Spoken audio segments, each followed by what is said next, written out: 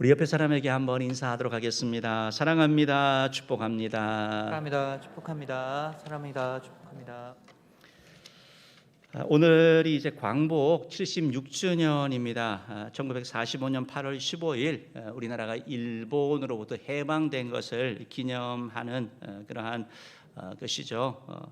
일제의 압제에서 벗어나 해방하기까지 정말 많은 분들의 수고와 또 희생, 땀, 사실은 죽음까지 있었던 거 우리가 기억하고 있습니다. 그들의 피 흘림, 수고, 눈물이 있었기 때문에 우리가 해방이 되어서 자유를 누리고 기쁨을 누리는 것이죠.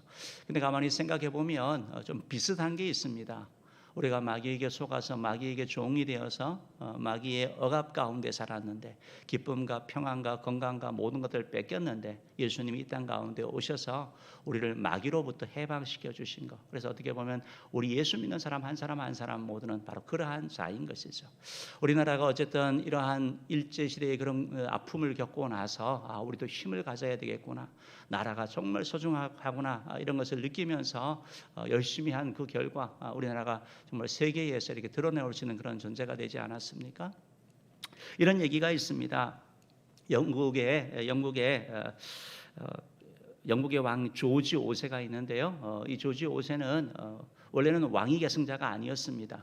조지 5세는 지금의 엘리자베스 테일러 여왕의 할머니입니다. 할아버지입니다. 할아버지. 그러니까 이분은 원래는 왕위를 계승할 그런 사람이 아니었는데 형이 갑자기 죽는 바람에 왕위를 계승하게 되었습니다.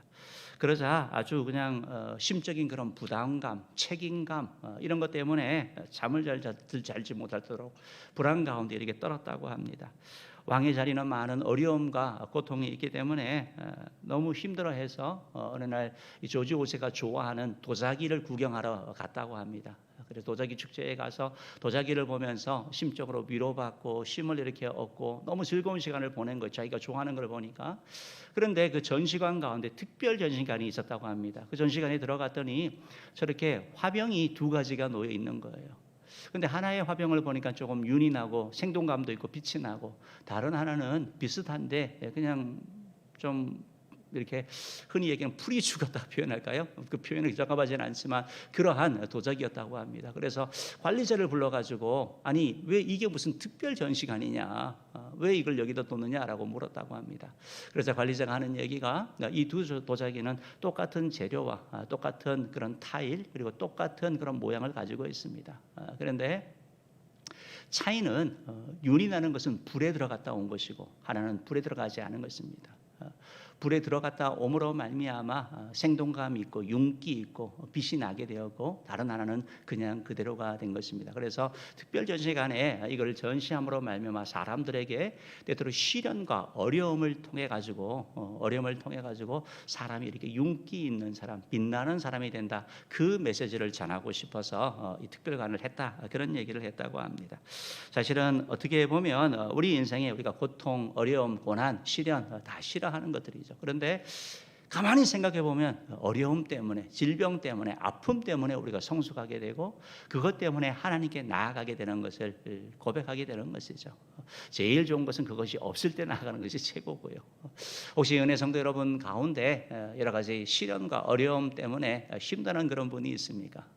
그 시련이 시련으로만 끝나는 것이 아니고 그 시련을 잘 소화해서 정말 빛나는 인생, 하나님께 영광 돌리는 우리 모두 되기를 바랍니다.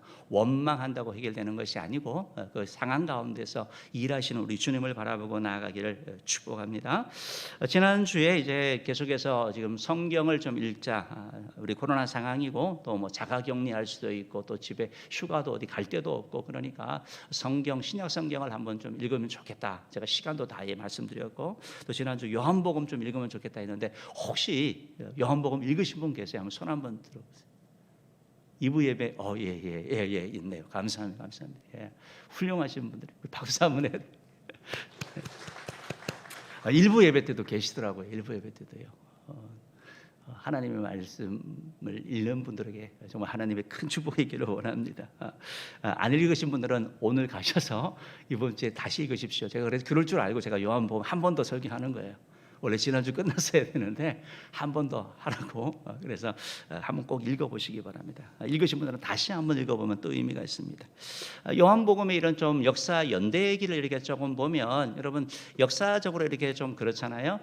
그 가이사 아구스토가 로마 황제였고요. 로마 황제였고 또 헤롯이 유대의 왕일 때 예수님이 출생을 하게 되죠. 예수님이 출생을 하게 됩니다.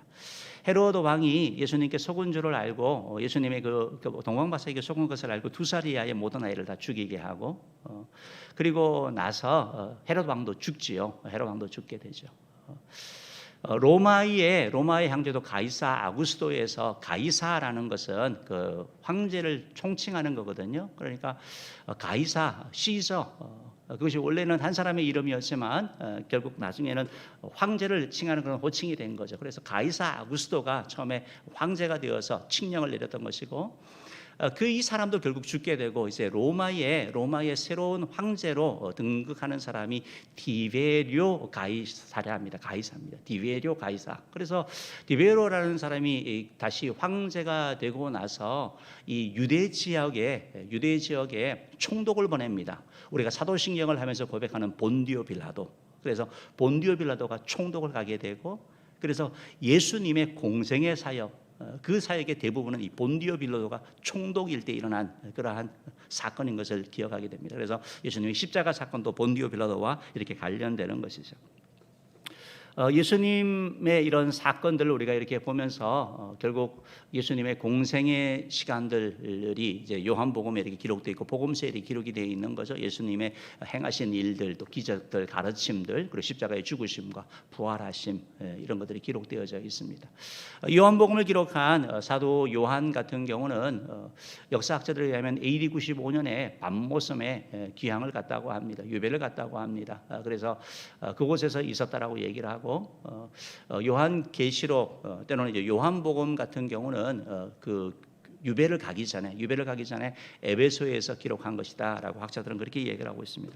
어쨌든 이런 요한복음의 특징이 있는데 제가 말씀드렸던 것처럼 복음서 마태, 마가, 누가, 요한복음을 사복음서라고 하는데 그 복음서 가운데 마태, 마가, 누가를 공감복음 비슷한 관점 같은 내용들을 많이 중복된다라고 말씀드렸고 이에 반해서 사복음서 가운데 요한복음은 따로 구분한다고 말씀드렸습니다. 왜냐하면 요한복음의 내용이 마태, 마가, 누가의 내용과 90% 다르기 때문에 바로 별도로 이렇게 구분해서 가름한다고 말씀드렸습니다. 그러면 요한복음의 저술의 목적이 뭐냐? 요한복음은 후대에 기록이 되는 거잖아요. 그러니까 어떤 목적이 있는데 그것이 바로 오늘 성경이 말씀하고 있죠. 요한복음 20장 31절 말씀 우리 한번 같이 읽어봅시다. 한번 읽어보겠습니다. 시작. 오직 이것을 기록함은 너희로 예수께서 하나님의 아들 그리스도이심을 믿게 하려 함이요 또 너희로 믿고 그 이름을 힘입어 생명을 얻게 하려 함이니라. 여러분 결국 성경을 요한복음에다 성경의 목적이 뭐라고 말씀하고 있습니까? 예수님을 하나님의 아들, 예수님이 하나님의 아들이시고 예수님이 그리스도이심을 믿게 하려고 하는 거. 정보 주는 게 아니고 알게 하는 게 아니고 믿게 하려고 하는 거. 믿고 그다음에 끝나는 것이 아니고 생명을 얻는 거, 구원 얻는 거. 그러니까 성경은 구원의 책이에요. 성경은 우리를 구원하기 위한 책이고 우리에게 지식이 아니고 지식에만 머물면 안 되는 것이고 그 지식에서 예수님이 참된 누구인가, 예수님이 하나님의 아들이시고 그리스도이신 것을 믿는 단계까지 나아가는 것, 이 일이 성경을 통하여 일어날 수 있다라고 성경은 말씀하고 있는 그것 때문에 요한복음이 기록이 된 것이고 그러면 어떻게 예수님이 그리스도이심을 믿게 되는가? 요한복음의 특징이 있다고 말씀드렸습니다. 요한복음은 7가지의 표적 그리고 7가지의 선언이 요한복음의 특징입니다. 7가지의 예수님이 많은 이적을 행하셨는데 그 가운데 7가지를 골라서 요한복음은 우리에게 소개하고 있습니다. 표적은 뭔가를 가르치는 것, 뭐를 지시하는 거라고 말씀드렸습니다. 표적은 뭘 가르치는 거예요? 그 표적 행한 자가 누구냐? 아니 이런 표적을 행하다니 그가 누굴까? 아, 그가 사람이 아니구나. 하나님 아들이구나. 메시아구나 이 사실을 알게 하기 위한 표적이라고 말씀드렸습니다. 그래서 7가지 이런 표적을 행하고 그리고 그 이후에는 예수님께서 그 중간중간에 이런 표적과 관련되어서도 예수님께서 나는 무엇이다라고 말씀을 하셔요. 그래서 예수님이 표적 행함으로 말미암아 예수님이 그리스도인 것을 알게 하시고 또 하나는 예수님의 가르치심, 예수님의 교훈을 통해서 알게 된다라는 것입니다. 요한복음에 7대 표적이 있었는데 혹시 기억하세요? 제일 먼저 가나의 혼인잔치에서 물로 포도주를 만든 사건이 있었고 그 사건 이후에 다 나왔네요. 가버나움에서 온 왕의 신하가 죽어갈 때 가지 않았습니다. 먼 거리 있었는데 네 아들이 나았다 할 때 그걸 믿고 간 거죠. 세 번째 사건은 38년 된 병자를 보면서 먼저 내려가는 사람이 깨끗함을 받는데 나를 내려줄 사람이 없습니다 할 때 주님이 그를 불쌍히 여기셔가지고 그를 들고 일어나라 하면서 고쳐주시는 사건, 38년 된 병자를 고치시는 사건을 얘기를 하고 있고요. 네 번째 표적은 뭐냐면 5천 명을 먹이신 사건, 요한복음 6장에 있는데 벳사다 빈들에서 예수님께서 오병이어 작은 아이의 도시락 하나를 갖고 5천 명을 먹이고 장정만 5천 명을 먹이고 12강주리를 넘게 남기시는 예수님의 모습. 그리고 갈릴리 바다에서 파도와 바다에 있는 제자들, 고생하는 제자들에게 걸어가시는 예수님, 잠잠케 하시는 예수님, 요한복음 6장에 기록되어져 있고요. 예루살렘에서 나면서부터 소경된 사람, 한 번도 본 적이 없는 사람, 눈을 떠본 적이 없는 사람, 그 소경을 예수님이 고쳐주심으로 말미암아 예수님이 비신 것을 말씀하고 계시는 것이죠. 그리고 마지막 7번째 표적이 바로 죽은 나사로를 살리신 사건이라고 말씀드렸고, 이 사건이 포함되어 있지만 더 큰 표적은 뭐죠? 예수님이 십자가에 죽으신 것, 그리고 부활하신 거라고 이렇게 말씀드렸습니다. 표 그대로 한번 줘보십시오. 그대로 한번 주시면 되겠는데요. 어떤 분은 이 7가지 표적을 향하여 이런 얘기를 해요. 가나의 혼인잔치, 가버나움의 왕의 신하를 고친 거, 그리고 38년 된 병자를 고친 사건들은 가만히 보면 이건 구원에 이르는 그러한 과정들, 어떻게 구원이 주어지는 것에 대한 설명이다라는 거예요. 그러니까 그럴듯해요. 어떻게 구원받습니까? 물로 포도주를 만드신 거, 예수님께서 떠다 줘라 할 때 순종하는 거, 말씀에 순종할 때 구원이 주어진다. 가버나움의 왕의 신하들 갖고 믿고 가라 할 때, 믿을 때 구원이 주어진다. 그리고 이 모든 구원은 오직 하나님의 은혜다. 그러니까 말씀과 믿음과 은혜가 우리 구원과 관련되는 것을 말씀하고 있는 것이고, 네 번째부터 7번째는 구원 얻은 다음에 우리 삶에 무슨 일이 일어나느냐, 우리가 구원받게 되면 생명의 떡을 먹게 된다. 구원 얻은 이후에는 마음의 평화를 누리게 된다. 주님과 함께하기 때문에 구원 얻은 이후에 우리 삶에 무슨 일이 일어나느냐, 소경된 자 보지 못한데 영적인 눈이 떠져서 진리와 비진리를 구분하게 되고 마음의 안정감을 느끼게 되는 것, 참을 알게 되는 것, 그리고 예수를 믿게 되면 죽은 나사로를 살리심으로 말미암아 바로 예수님께서 영원한 생명, 죽음을 두려워하지 않는 영원한 생명을 가진 존재가 되게 한다. 이렇게 설명을 했습니다. 상당히 설득력 있는 그러한 내용이죠. 어쨌든 예수님께서는 이런 표적을 행해가지고 요한복음에서 하나하나 사건을 통해가지고 결국 예수님이 하나님인 것을 말씀하고 있는 거예요. 예수님이 그리스도, 예수님이 구원자인 것을 말씀하고 있습니다. 오늘은 그러면 예수님의 요한복음에 나타나는 그런 가르침을 통해서 예수님은 그분이 바로 하나님의 아들 그리스도인 것을 말씀하고 계세요. 가르침, 예수님의 교훈, 어떤 그런 가르침, 어떤 교훈이 있었느냐? 어떨 때는 예수님께서 직접적으로 말씀하셨어요. 내가 하나님이라는 거예요. 내가 하나님이라. 어떤 경우는 예수님께서 간접적으로 하나님이 하시는 일을 행함으로 말미암아, 사실은 표적 행한 것도 그런 거죠. 근데 가르침이기 때문에 하나님이 하실 일을 내가 하겠다라고 말씀하심으로 말미암아 간접적으로 예수님이 하나님의 것을 드러내셨고, 또 예수님이 하나님이신 걸 드러내신 것은 바로 예수님의 가르침의 탁월함이에요. 성경 말씀을, 율법을 해석을 하는데 새로운 길을 제시하는 거예요. 이전까지는 들어본 적이 없는, 그건 하나님이 아니고서는, 그걸 율법을 만든 자가 아니고서는 해석해낼 수 없는 그런 깊이까지 들어가는 예수 그리스도. 그래서 이 세 가지를 조금 더 살펴보기를 원하는데요. 제일 먼저 어떻게 예수님이 그리스도임을 믿게 되는가? 바로 예수님께서 직접적으로 하나님의 아들 그리스도이심을 나타내셨습니다. 직접적인 가르침. 그럼 직접적인 가르침이 뭐가 있을까요? 요한복음 10장 30절 말씀 우리 같이 한번 읽어보겠습니다. 시작. 나와 아버지는 하나님이니라 하신대. 하나님이 아니고 하나이다, 하나. 나와 하나님 아버지, 예수님과 하나님 아버지가 하나라고 말씀하고 있는 거예요. 같다라고 얘기를 하는 거잖아요. 다시 말해서 예수님이 내가 하나님이야 이 말씀하고 계시는 거예요. 직접적으로 말씀하신 거예요. 예수님께서 이런 말만 하신 것이 아니고 요한복음 14장 11절 말씀을 보면 내가 아버지 안에 있고 아버지께서 내 안에 계신다는 걸 믿으라는 거예요. 내가 예수님이 하나님 아버지 안에 계시고 하나님 아버지가 예수님 안에 신비를 말씀하고 있는 거예요. 같은 존재를 말씀하고 있는 거거든요. 하나된 존재를 말씀하고 있는 거예요. 그러면서 믿지 못하게 했거든 행하는 일로도 믿어라. 어쨌든 예수님의 그 마음이 뭐예요? 믿으라는 거예요. 믿고 구원받으라. 믿고 영생 얻으라. 이게 주님의 마음이에요. 사랑하는 성도 여러분, 예수님의 이런 마음들을 예수님의 그런 우리를 향한 그런 사랑을 우리가 알 수 있어야 되는 것이죠. 요한복음 12장 44절에서 45절 같은 경우도 이렇게 표현해요. 한번 읽어봅시다. 시작.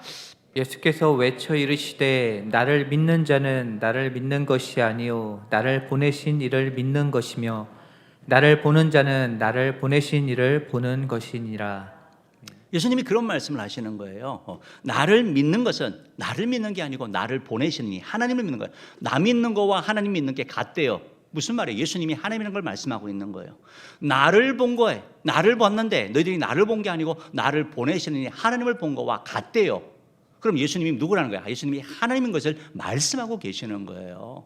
이게 바로 이런 직접적으로 예수님께서 자신이 하나님이다라는 것을 나타내셨죠. 예수님은 다른 종교의 지도자들과는 완전히 다릅니다. 종교 지도자들은 내가 연구하다가 아니면 내가 오랫동안 이렇게 묵상하다가 뭐 돌을 닦다 보니까 깨달았습니다. 이게 진리입니다, 여러분. 이 진리를 따르십시오. 이렇게 얘기를 하죠. 근데 예수님은 뭐라고 말씀하세요? 내가 진리다. 나를 따르라 이렇게 말씀하는 거예요. 다른 종교 지도자들은 진리를 발견했습니다. 이 진리를 따라 사십시오라고 말하는데 예수님은 내가 진리다. 나를 따르라 이렇게 말씀하시죠. 예수님의 표현은 그래서 항상 나는 무엇이다 라고 이렇게 표현하시는 거예요. 내가 진리라고 말씀하시는 것처럼 예수님은 자신을 표현하면서 나는 무엇이다 라는 표현을 요한복음에 7번 사용하셔요. 요한복음 7번. 이게 요한복음이 갖는 또 다른 하나의 특징이거든요. 혹시 여러분 요한복음에 나타나는 예수님이 나는 무엇이다 하는 것 중에 생각나는 거 혹시 있으세요? 나는 생명의 떡이다. 나는 길이요 진리요 생명이다. 또요? 나는 부활이요 생명이다. 또 뭐가 있을까요? 나는 선한 목자다. 또 나는요 참 포도나무다. 또요? 잘 안 들려서요. 또 뭐가 있죠?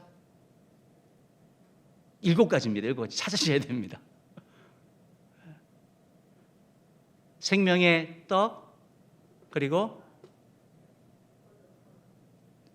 참 포도나무 말씀하시고 요한복음 15장이고요. 예, 나는 양의 문이다라고 말씀하셨어요. 그리고 나는 선한 목자라고 말씀하셨고 하나 빠졌나요 지금요? 우리 PPT 보도록 하겠습니다. PPT 한번 보여주세요. 뭐가 빠졌죠? 뭐가 빠졌어요? 세상에 빛이 빠졌나요? 예. 예수님이 이렇게 말씀하셨거든요.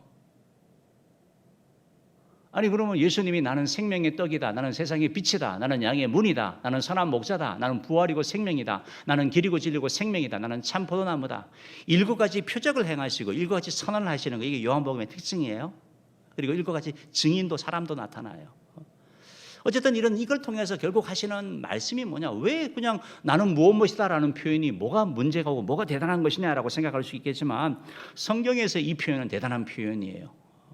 이 표현이 처음 나오는 것은 바로 구약이에요. 구약 출애굽기에 나와요. 모세가 떨기나무에서 하나님을 만난 거예요. 그러니까 하나님에게 묻습니다. 하나님, 당신의 이름이 무엇입니까? 내가 사람들에게 가서 뭐라고 말해야 되겠습니까? 라고 질문을 하거든요. 그때 예수님께서 하나님께서 출애굽기 3장 14절에서 뭐라고 말씀하시냐면 나는 스스로 있는 자니라. 우리 한번 읽어봅시다. 하나님이 모세에게 이르시되 나는 스스로 있는 자니라. 이 표현하는 거예요. 나는 스스로 있다라는 것이 어쩌면 나는 이다, 나는 있는 존재다, 이 말이거든요. 그러니까 영어로 하면 I am who I am. 나는 그냥 나야. 나는 그렇게 한정지어주는 존재가 아니고 나는 스스로 있는 존재, 이렇게 번역을 한 거예요. 그러니까 출애굽기에서 하나님이 자기 자신을 현현하시고, 그러면서 하나님이 자신을 나타내면서 나는 무엇이라고 표현을 했는데, 지금 요한복음에서 예수님이 하나님이시기 때문에 동일하게 나는 스스로 있는 자다 하시던 그 예수님, 그 하나님께서 이제 나는 생명의 떡이다, 나는 진리다, 이렇게 말씀하고 계시는. 그래서 이 표현은 어떤 표현이냐면 바로 하나님의 신성을 나타내는 표현으로 우리가 그렇게 받는 거예요. 그러면 조금 이렇게 더 한번 이게 조금 살펴보기를 원하는데요. 요한복음 6장 35절 말씀 한번 읽어봅시다. 시작. 예수께서 이르시되 나는 생명의 떡이니 내게 오는 자는 결코 줄이지 아니할 터요 나를 믿는 자는 영원히 목마르지 아니하리라. 예, 나는 생명의 떡이다, 이 말씀을 하셨어요. 여러분, 이 기적을 이 말씀을 어디서 행하셨는지 아시겠어요? 오병이어 기적을 행하신 이후에.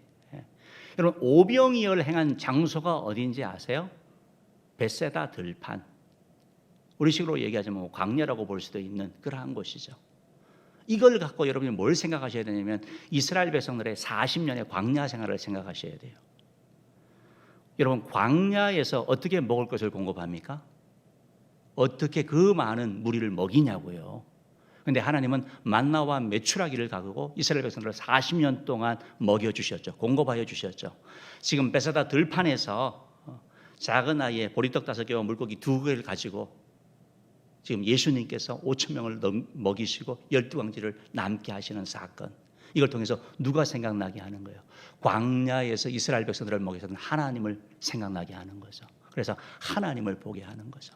그래서 예수님께서 내가 생명의 떡이다라고 말씀하심으로 말미암아 예수님께 오는 자는 예수님께서 책임지게 주시고 영적인 만족함을 주시는 것을, 그들의 영혼에 채워주실 것을 우리에게 말씀하고 계시는 것이죠. 요한복음 8장 12절 말씀 한번 읽어봅시다. 8장 12절 한번 읽어봅니다. 시작. 예수께서 또 말씀하여 이르시되 나는 세상의 빛이니 나를 따르는 자는 어둠에 다니지 아니하고 생명의 빛을 얻으리라. 여러분, 세상의 빛이다라고 말씀하셨는데 이 말씀이 나온 배경은 뭐냐면 사람들이 가늠한 여자를 데려왔어요. 그래서 돌로 치려고 그랬어요. 그래서 예수님께서 어떻게 할까요? 예수님께 물었을 때 남자는 없고 여자만 데려왔잖아요. 예수님께서 땅에 엎드려 가지고 글을 쓰시죠. 사람들이 다 도망가잖아요. 하나씩 둘씩 너희 중에 죄 없는 자가 먼저 치라고 할 때. 그러고 나서 예수님께서 그 여인에게 얘기를 하십니다. 다시는 죄를 범치 말라. 그리고 나서 하시는 말씀이 뭐냐면 나는 세상의 빛이다라고 말씀하시는 거예요.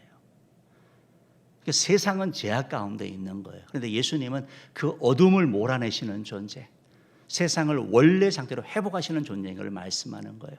하나님이 태초에 빛이시라 하셨던 그 하나님의 그 모습, 죄로 말미암아 더럽혀진 그 세상을 다시 빛으로 밝히시는 예수 그리스도. 그래서 예수님의 하나님 되심을 우리 가운데 보여지는 것이죠. 그리고 또한 예수님이 세상의 빛이라고 하심으로 말미암아 세상 가운데 계시는 분, 세상과 떨어져 있는 게 아니고 세상 가운데 들어가서 세상을 위한 존재로 주님이 오신 것을 말씀하고 있어. 요한복음 10장 7절에서는 나는 양의 문이다라고 말씀하시고 계시고, 요한복음 10장 11절에서 성경 구절만 우리 한번 읽을까요? 성경 구절만 읽읍시다. 요한복음 10장 7절 9절 한번 읽어봅시다. 시작. 그러므로 예수께서 다시 이르시되 내가 진실로 진실로 너희에게 말하노니 나는 양의 문이라. 내가 문이니 누구든지 나로 말미암아 들어가면 구원을 받고 또는 들어가며 나오며 꼴을 얻으리라. 아멘. 요한복음 10장 11절 말씀 한번 읽어봅시다. 시작. 나는 선한 목자라. 선한 목자는 양들을 위하여 목숨을 버리거니와. 예선한 목자. 이 목자 할 때도 여러분 시편 23편에 여호와는 나의 목자시니 고백했던 그 목자가 생각나는 거죠. 계속 같이 가는 거예요. 예수님이. 이런 걸 통해서 예수님이 하나님 되심을 우리에게 보여주시는 거예요. 계속 더 읽어 나갈게요. 요한복음 11장 25절 26절 말씀 한번 읽어봅시다. 이거 다시 예수님의 선언입니다. 읽어봅시다. 시작. 예수께서 이르시되 나는 부활이요 생명이니 나를 믿는 자는 죽어도 살겠고 무릇 살아서 나를 믿는 자는 영원히 죽지 아니하리니 이것을 내가 믿느냐. 부활이요 생명이라고 말씀하셨는데 이 말씀은 죽은 나사로의 집에 가셨을 때 하신 말씀이에요. 여러분 예수님께서 나사로를 살리고 나셔서 이 말씀을 하셨을까요? 살리기 전에 말씀하셨을까요? 여러분 생각은 어떠셔요? 전이에요, 후예요? 전이죠. 왜냐하면 이것을 믿느냐라고 한 거잖아요. 나중에 마지막이 되면 다시 살 것을 믿습니다라고 얘기를 할 때 예수님께서 그 믿음뿐만 아니고 나중의 믿음이 아니라 현재의 믿음을 강조하시면서 내가 부활이고 생명이다. 부활과 생명이 같이 가는 것을 살리기 전에 말씀하시면서 우리 주님께서 우리에게 부활과 생명 되심을 우리에게 보여주신 것이죠.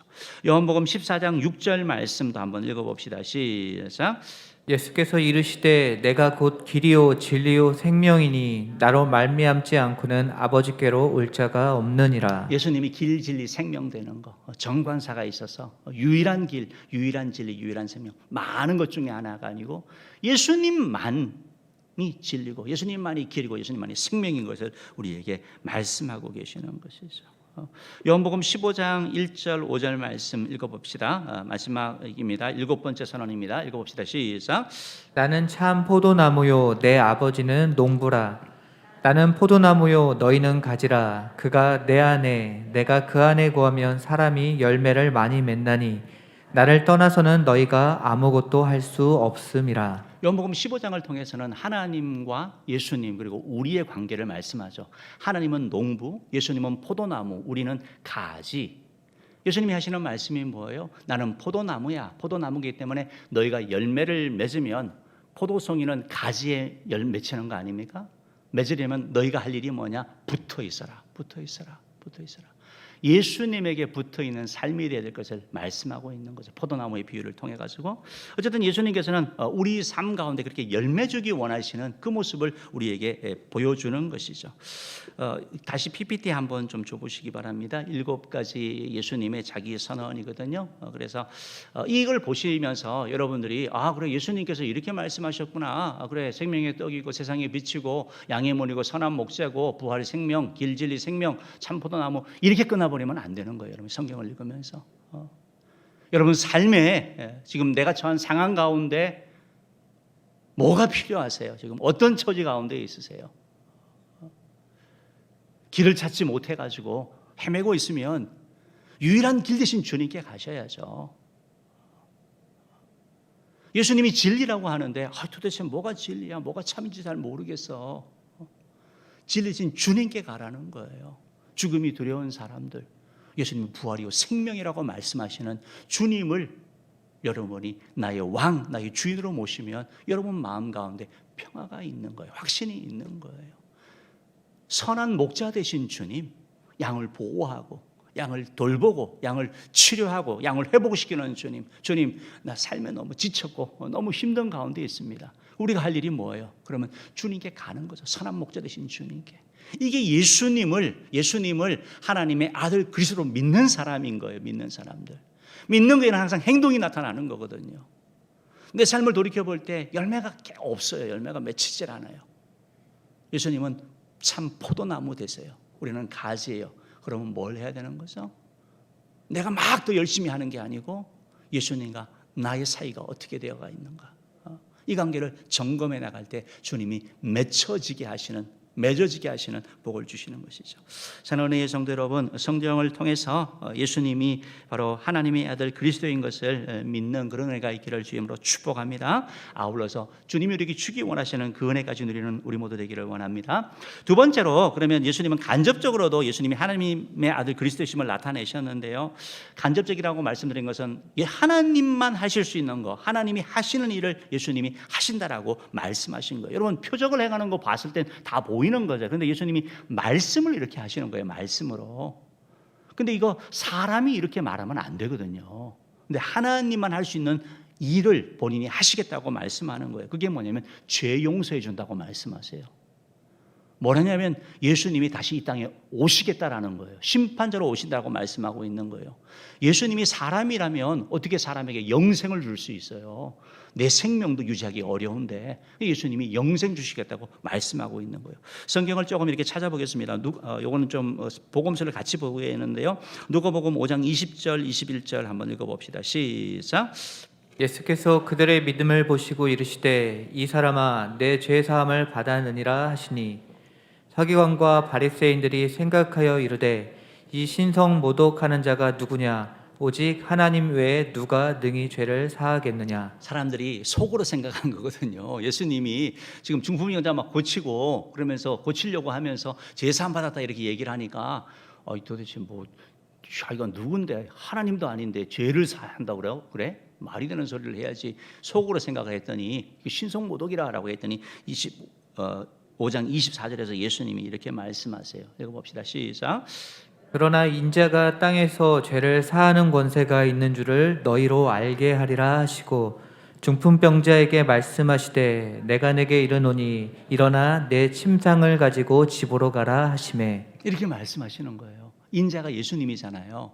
하나님 외에는 죄 못 사는데 사람들이 그런 거잖아요. 예수님이 인자가 죄를 사하는 권세가 있다. 다시 말해서 하나님만 죄를 사하는데 예수님도 죄를 사한다. 인자가 죄를 사한다는 건 무슨 말이에요? 예수님이 하나님이신 것을 말씀하고 있는 거죠. 이게 드러내 주시는 거라고요.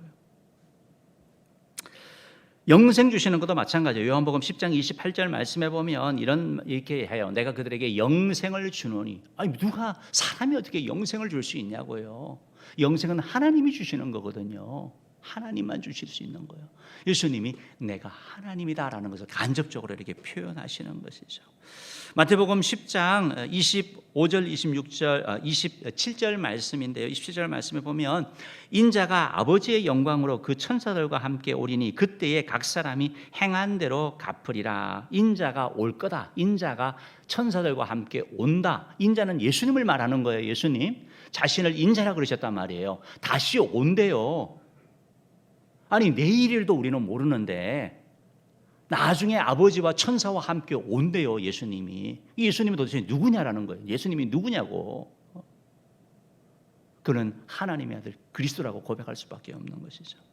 마태복음 24장 44절에도 이렇게 말씀하셔요. 읽어보겠습니다. 시작. 이러므로 너희도 준비하고 있으라. 생각하지 않은 때에 인자가 오리라. 생각하지 않을 때 온다. 예수님이 오신다는 거예요. 여러분 이런 사람이 있어요. 이런 사람이 있는 거예요. 여러분 한번 생각을 해보세요. 어떤 사람이 얘기를 하는 거예요. 여러분 나에게 오면 내가 여러분의 모든 죄 다 용서해 줄 거예요. 여러분의 모든 문제 다 내가 해결해 줄 수 있습니다. 빚 문제, 건강 문제, 남편 자녀 문제 다 해결 가능합니다. 다 가능합니다. 그리고 여러분 내가 여러분에게 죽지 않도록 하겠습니다. 영원히 살도록 해줄 것입니다. 그리고 내가 여러분들에게 내가 나중에 심판하러 와가지고 여러분들 내 말만 잘 듣고 순종하면 여러분들 죄 하나도 없다고 내가 다 해줄 거예요. 이렇게 막 말하고 다니면 여러분 저 사람 약간 이상한데 생각할 거 아니에요. 정신병에 넣을지도 모르겠죠. 어떤 병원에서 이런 얘기가 있었대요. 한 사람이 내가 하나님의 아들이다 그랬더니 옆에 있던 사람이 난 너 같은 아들 둔 적 없다. 정신병에서 일어난 일이죠. 그래서 착각하는 거죠. 만약에 예수님이 하나님의 아들 그리스도가 아니라면 지금 하신 이 말씀이 다 거짓이 돼야 되는 거거든요. 근데 예수님의 기적을 행하신 거라든지 그분의 인품이라든지 그분의 가르침이나 이런 걸 뒷받침해 봤을 때 이것은 거짓일 수가 없는 거죠. 그렇기 때문에 이런 간접적인 걸 통해서 예수님은 바로 하나님의 아들 그리스도인 것을 우리 가운데 보여주시는 것이죠.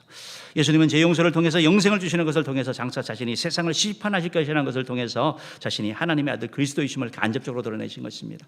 깨닫는 은혜가 있기를 주님으로 축원합니다. 세 번째로 예수님의 가르침의 예수님은 가르침의 내용으로 하나님의 아들 그리스도이심을 믿게 하셨어요. 내용으로 직접적으로 간접적으로 보면 아니라 가르침의 그 내용이 탁월한 거예요. 내용이. 예수님의 가르침은 너무 쉬워요. 우리는 오늘날 보면 예수님은 쉽게 했는데 너무 어렵게 할 때도 많이 있어요. 예수님은 다 알아들었거든요. 당시 사람들이. 물론 이제 시대적으로 문화와 이런 배경 차이가 나니까 설명이 필요한 그런 부분들도 있는 것이지만요. 그러니까 예수님은 당대 사람이 쓰는 쉬운 말을 했고 직접적으로 질문도 하기도 하셨고 비유도 사용하셨고 여러 가지를 통해 가지고 사람들이 알아듣기 쉽게 하셨더라고요. 예수님의 비유 가운데 정말 유명한 비유가 씨 뿌리는 비유잖아요. 예수님이 그런 말씀을 하시는 거예요. 어떤 사람이 씨 뿌리러 나갔다. 씨를 뿌리러 갔는데 씨를 뿌리면서 길가에도 뿌리고 돌밭에도 뿌리고 가시떨기에도 뿌리고 그리고 좋은 땅에도 뿌렸다. 근데 시간이 이렇게 지나 보니까 좋은 땅에는 열매가 풍성하게 거쳤고 나머지 땅에는 하나도 열매가 거치지 않았다. 이게 그러고 나서 제자들에게 풀어주시는 것이죠. 얘들아, 씨가 뭐냐면 씨는 하나님의 말씀이야. 밭은 뭐냐면 너희들 마음을 얘기하는 거예요. 너희들 마음. 씨를 아무리 뿌려도 너희 마음이 돌 같고 돌바가 같고 가시떨기와 같고 길가와 같으면 열매 못 맺는 거야. 열매 맺으려면 너희 마음을 옥토처럼 좋은 땅으로 만들어야 돼. 얼마나 쉬워요. 예수님은 이렇게 말씀하시는 거거든요. 예수님의 가르침이 탁월한 거예요. 사람들이 야 역시 서기관들하고 역시 다르구나 이렇게 감탄할 수밖에 없는 것이죠. 예수님의 탁월한 설교 가운데 최고의 탁월하다라고 할 때 뭐 워낙 다 탁월한 게 많지만 산상수훈으로 뽑는 사람들이 많이 있습니다. 산상수훈 마태복음 5장부터 7장까지의 그 말씀들. 인도의 유명한 간디 같은 경우 그런 힌두교인이지만 성경책을 읽다가 산상수훈을 보고 감탄을 한 거예요. 산상수훈에 매혹이 돼버린 거예요. 그래서 그가 한 그 비폭력 무저항 운동 같은 게 바로 산상수훈에서 나온 거예요. 예수님 가르침을 갖고 한 거예요. 산상수훈을 여러분 일단 한번 이렇게 읽어보고 하면 정말 탁월하고 그래서 어떤 분들은 모든 종교의 다이아몬드는 산상수훈이라는 거예요. 종교에 상관없이 산상수훈은 다 해당될 수 있는 거라고 얘기를 한 거예요. 산상수훈 가운데 여러분 혹시 관계 때문에 사람들과의 관계가 막 힘든 사람들 많잖아요. 왜 그냥 이렇게밖에 안 될까? 왜 이렇게 할까 하는데 그런 분들은 산상수훈에 있는 마태복음 7장 12절 말씀을 읽으셔야 돼요. 마태복음 7장 12절 한번 읽어봅시다. 시작. 그러므로 무엇이든지 남에게 대접을 받고자 하는 대로 너희도 남을 대접하라. 이것이 율법이요 선지자니라. 남에게 대접을 받고자 하는 대로 내가 바라는 대로 내가 원하는 대로 여러분 우리는 주지 않고 받기를 원하는 경우들이 많거든요. 상대방의 입장을 고려하는 거, 상대방의 처지를 생각해 보는 거, 한 번만 배려해 보는 거. 그러면 달라지는 것이죠. 관계는 나로 말미암아 바뀌는 것이지 상대가 바뀌기를 바라면 거의 어렵습니다. 특별히 부부관계도 마찬가지고요. 이 말씀을 하면 우리 관계가 정말 더 좋아질 수 있는 것이죠. 여러분 예수님의 가르침이 이렇게 7가지 이런 선언이 있다고 말씀드렸는데 이 선언도 탁월한 거잖아요. 선언 그 자체만도 탁월하지만 그 탁월함 가운데는 놀라운 가르침이 있는 거예요. 오늘 하나 나누고 원하는 것은 요한복음 10장 7절에 있는 양의 문이라는 예수님의 그 선언이에요. 요한복음 10장 7절 말씀 한번 읽어봅시다. 시작. 그러므로 예수께서 다시 이르시되 내가 진실로 진실로 너희에게 말하노니 나는 양의 문이라.